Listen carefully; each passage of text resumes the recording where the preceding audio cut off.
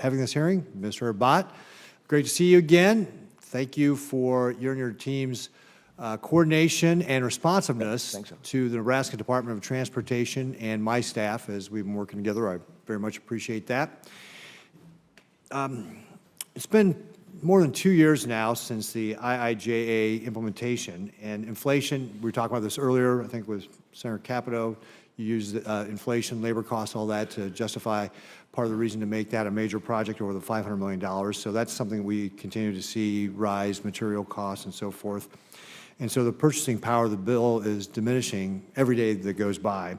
So encourage the administration to, instead of pushing progressive policies that didn't make it into law, to really work on getting the IIJA grant agreements done and signed for critical infrastructure projects that we don't want them to have them delayed anymore. So continue to encourage you to work to implement these programs the way the Congress intended and to have them carried out to meet our pressing infrastructure needs.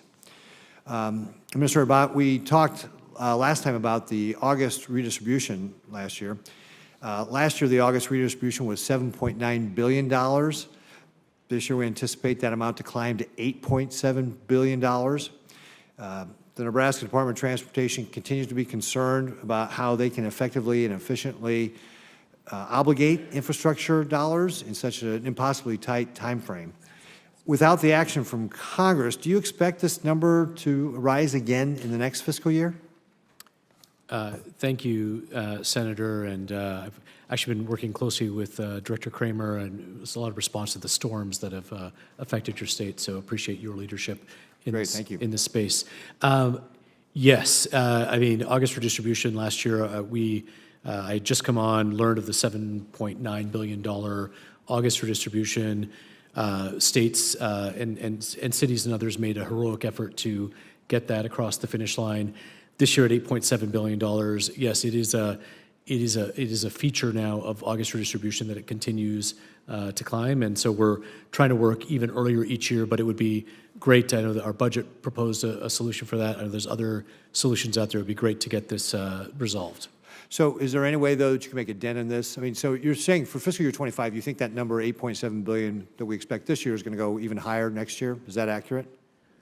Senator, you know, if it doesn't go higher, it's still going to stay in the same vicinity, and that is just a huge number to try to move around at the end of the year. It's not a great way to deliver the program. Right. Well, we agree on that. And again, frankly, you know, again, $7.9 billion last year, $8.7 billion this year. If you can keep it from going higher next year, that's still a win, right? So the more that you can do with regard to streamlining the permitting process, I know obviously, again, we talked about you don't actually issue those, but working with the other agencies or grantee training, anything you can do to make sure we get those dollars out, so that it just really creates a huge problem when we have that many dollars in such a short time frame.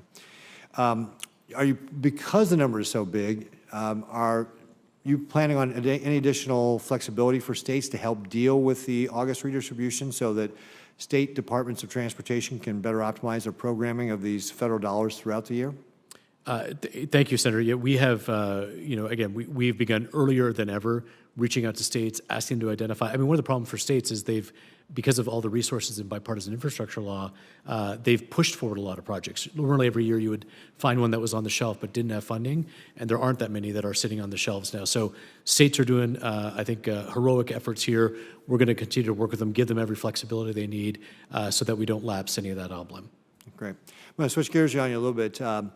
The Nebraska Department of Transportation has been dealing with issues regarding contractor sites with federal and state agencies.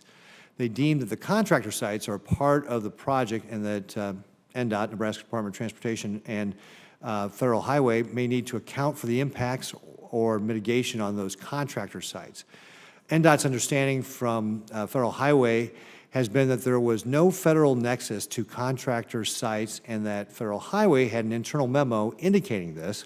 However, recent nationwide programmatic agreements that Federal Highway has negotiated and signed suggests otherwise. Can you provide some clarity on the Federal Highway Administration's opinion regarding contractor sites and federal nexus? Does Federal Highway recognize the issues and burdens that would put on State Department of Transportation on delivering their programs if there was a nexus here? Can you clarify this, please? Senator, I'm happy to reach out to NDOT or others to just get more information. Happy to get back to you on that.